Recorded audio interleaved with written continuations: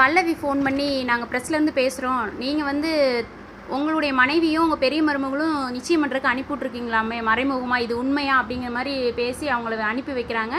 அங்கேயும் பெரிய பிரச்சனையாக போய்கிட்டு இருக்குது. குடும்பத்தோடு வந்து பொண்ணு கேட்டால் தான் நான் தருவேன், இப்படிலாம் உங்கள் அப்பா வரலைன்னா நான் தரமாட்டேன், உங்களை அனுப்பிவிட்டு அவன் ஒளிஞ்சிட்ருக்கானா அப்படிங்கும்போது அவங்க அப்பா உள்ளே வந்துடுறாரு. "நீ வந்து உன் பொண்ணை கரெக்டாக வளர்க்கலின்னா இப்படி நடந்திருக்குமான்னு அவரும் கேட்குறாரு. பயங்கரமாக ஷாக்காகி 2 பேரும் பிரச்சனை பண்ணுறாங்க. உன் பொண்ணும் சரியில்லை, உன் பையனும் சரியில்லைன்னு சொல்லி மாற்றி மாற்றி பேசி பிரச்சனை பண்ணிக்கிட்டு இருக்கிறாங்க. அப்போ வந்து 2 பேரும் கம்முன்றுங்க, தயவு செஞ்சு குடும்பத்தை தப்பாக பேசாதீங்கலாம் சொல்கிறாங்க. "உங்கள் அப்பா பேசுகிறதெல்லாம் உனக்கு தப்பாக தெரியலையா?" அப்படின்னு அர்ஜுனும் கேட்குறாரு. இப்படி தாங்க ப்ரொமோ போட்டிருக்கிறாங்க. பயங்கரமாக "உன் பையனை நீ ஒழுக்கமாக வளர்க்கலை" அப்படின்லாம் சொல்லி சக்கரவர்த்தியும் சொல்கிறாரு. வேகமாக கோவத்தில் சட்டையை பிடிச்சிடுறாரு அஜயோட அப்பா.